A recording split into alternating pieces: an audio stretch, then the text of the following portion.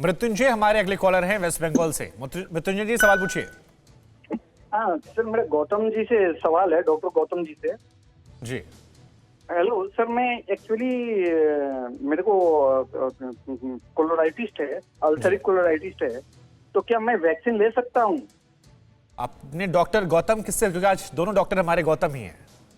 अच्छा अच्छा अच्छा जी सो अल्सरेटिव कोलाइटिस का पेशेंट हो, चाहे क्रॉस डिजीज का पेशेंट हो, जो भी अल्सर का पेशेंट हो, 100% वैक्सीनेशन कर सकते हैं। अल्सरेटिव कोलाइटिस में भी थोड़ी सी बॉडी की इम्यूनिटी कम होती है।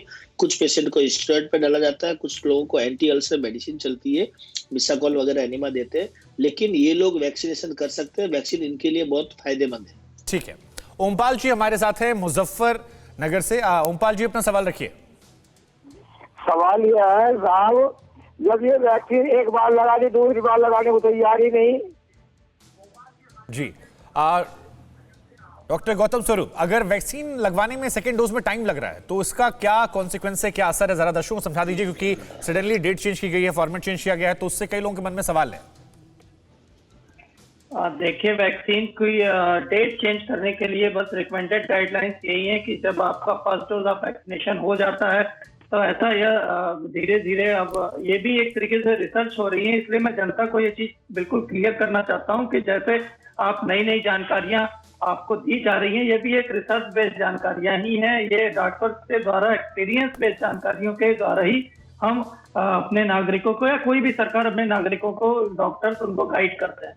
तो अभी जो चीजें देखी जा रही हैं उनके हिसाब से फर्स्ट डोज ऑफ वैक्सीनेशन के बाद में आपके शरीर में इतनी एंटीबॉडीज रहती हैं कि वो एटलीस्ट 2 महीने से लेकर 2.5 महीने तक आपका प्रतिरोधक क्षमता आपको दे सकती है। इसलिए यदि आपके नेक्स्ट शेड्यूल वैक्सीनेशन में 1.5 से 2 महीने का भी कोई गैप होता है तो आप जरूरत नहीं है। लेकिन हाँ, ये बात मैं जरूर बोलूंगा कि इस बीच में जरूर आप अपने कोविड अप्रोप्रिएट बिहेवियर को चालू रखें और किसी भी प्रकार जो है आप लापरवाही ना करें जब तक कि आपको दूसरी डोज न लग जाए। ठीक है, शेखर जी हमारे साथ बिहार से जुड़े। शेखर जी अपना सवाल पूछिए।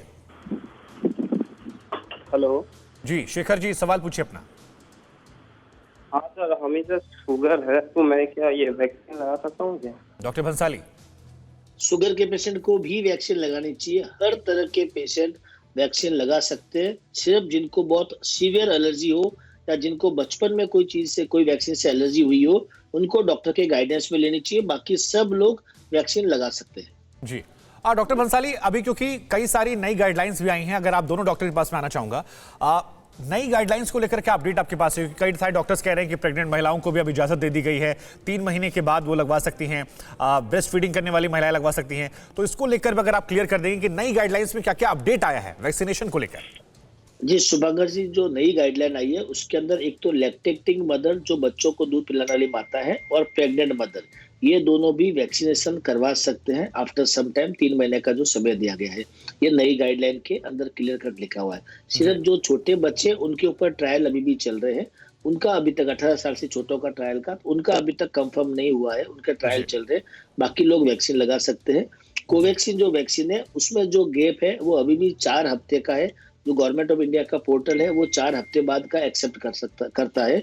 और कोविशील्ड जो वैक्सीन है वो 12 से 16 वीक उसके पोर्टल एक्सेप्ट करता है। तो कोविशील्ड में 12 से 16 हफ्ता लगता है, 2 वैक्सीन में गैप, और कोवैक्सीन में 4 हफ्ते बाद का। ठीक है। परवाह देश की, सोमवार से शुक्रवार रात 10 बजे TV9 भारतवर्ष पर।